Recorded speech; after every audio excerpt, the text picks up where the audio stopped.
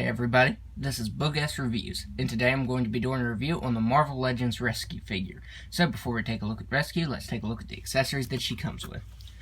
So first up, she comes with the torso of the Hulk Build-A-Figure, and as you can see I already have him all built here, so I will be reviewing each of the figures till I get to Hulk. But yeah, the torso is a huge piece, and that's what takes up a huge amount of the packaging. And I'm wondering if that's why they didn't include anything else with Rescue, because she comes with one other accessory. And it is her flight pack thing that's, whatever this is called, that's open here, as opposed to this one that is closed. It's easy to take off, and then just put on like that. And these do open up right here. They do swivel open. Now, sometimes they will drop on their own. Especially if you move the figure around, it will drop. There. I think it's mainly this one that I've had that problem with. But that does open. And as you can see, it has a nice bit of sculpted detail to it.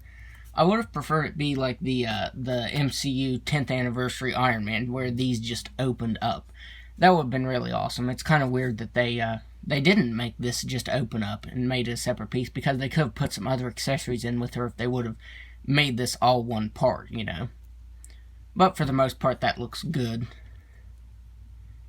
As you can see, the colors on this one, the gold is a little dull, where when compared to this one, the gold is brighter. So the golds don't match up. But as you can see there, it says Rescue, and this is the Mark 49 armor. And, yeah. So now let's go ahead and take a look at the head sculpt of Rescue. I think it looks pretty good. Mine does have some paint errors here. As you can see, some of that metallic purple is showing through. And the really light blue eyes. It has some gold showing through there. And you can see more purple right there at the top left of her mask. Or her helmet, not her mask. See some gold right there over the purple. And then, is this supposed to be silver? I think this is supposed to be silver. Or maybe it's supposed to be gold, because it looks silverish. But maybe it's just because there's a thin layer of gold on there. I don't know what that's supposed to be, but that's not painted any kind of good. I mean, the head sculpt is good, it just could have been painted a lot better. But she's cast in that purple metallic color. It's kind of shimmery, and in some places here on her torso you can see a little bit more of the marbleization and that shimmering going on there. Now, she does have a lot of detail sculpted in. And the lines are a little shaky. Kind of like the lines right here. The lines are pretty shaky on it. And this is the second, well, kind of third figure female figure to have double jointed elbows. The first was Proxima Midnight. The second was the previous Pepper Potts figure from the Amazon 3-pack. Although she only had one arm that was double jointed. It was the Iron Man arm that she comes with. So I don't really count that as one. I suppose you could say this is the second female figure to have double jointed elbows. And as you can see, this one is pretty loose, and I'll get into that whenever I go over the articulation.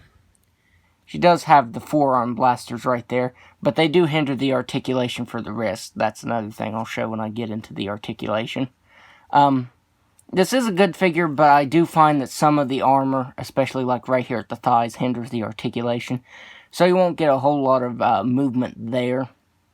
But the lines on her lower torso right here on her stomach, and on her thighs came out clean, the gold there. And the gold on this pack is, it matches up a lot better than this one. I'm not sure why this is so dull when compared to this one. I'm not sure why that is. So looking at the feet, she does have peg holes, so if you wanted to put a repulsor effect in there, you could. Not really sure where any of mine are at the moment, or I would show that off. Now, I do wish she would have came with an alternate pair of hands. Her hands are really tiny, so I don't think they could have done normal repulsor effects for them, but open hands would have just been fine. That would have been nice to have, and an alternate head, that would have been really great. I think my main complaint about this figure, though, is she has a giraffe neck. Like, the neck on her is just very, very long. And I'm probably going to cut the peg down a little bit. Because, I don't know, especially, let me take this pack off. especially with that off there. Her neck looks very, very long. So I'm definitely going to cut that down just a little bit. That way she doesn't have that giraffe neck going on. So now let's go over the articulation. She has a ball jointed head that can look back all the way. She can look down all the way. She can move her head side to side. She has ball jointed shoulders that can only move out that far because of the shoulder pads. She has swiveled the bicep, double jointed elbows, swiveled wrist that can move side to side slightly, down all the way, and it can't move back at all because of the forearm blasters right there. She has a ball jointed diaphragm that can move back all the way and forward just about all the way and can move side to side. She has ball jointed hips that can only move out that far. This is how they were to begin with, and this is then moved out all the way. She can't really kick forward hardly at all. She can kick back though because that thigh armor right there has a cut there, so you can get her moved back farther than you can forward. She has swiveled the thigh that's also pretty hindered by that armor there. She has a double jointed knee, swiveled the ankle that can move down that far. It's hindered by the armor there, but it can't move up all the way. And the ankle rocker can barely move side to side. And that's not because of any of the armor, it's just kind of a stuck joint. So even though this is a pretty good figure, the articulation could have been a little bit better on it. So now, let's do some size comparisons. So first up, here she is next to the Amazon Pepper Potts figure. And as you can see, she does not want to stand. Let's try and get her to stand here. Okay, I'll probably have to hold her there. So here she is next to the Iron Man 3 Pepper Potts. And she does look taller. Maybe it's because this one's leaning forward, because that's the only way she's kind of standing. I'm still having to hold her. And I did want to see if you could switch the heads out here. So let's take a look at that. Okay, with the pack one, let's see, where did I put the other one? Might not be able to have this on at all with this head sculpt. The hair will go out. Let's see. Okay, that is all the farther it'll fit on. And she still has a giraffe neck. So yeah, I'm definitely going to cut the peg down now, because then the head should fit on this just fine. But yeah, she still has a giraffe neck. Here she is next to Captain Marvel.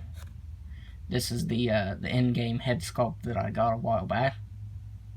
There she is next to her. And finally, here she is next to Infinity War Iron Man. We don't have the in-game Iron Man yet, so this will have to do. So there she is next to him. So overall, I think this is a great figure. I was definitely looking forward to it. But it does have its issues. Like, the neck is the main thing, the neck being so long.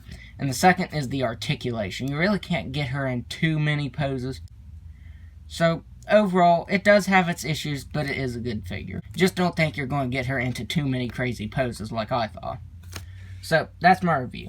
If you like this review, be sure to hit the like button and subscribe to my channel. Thanks for watching.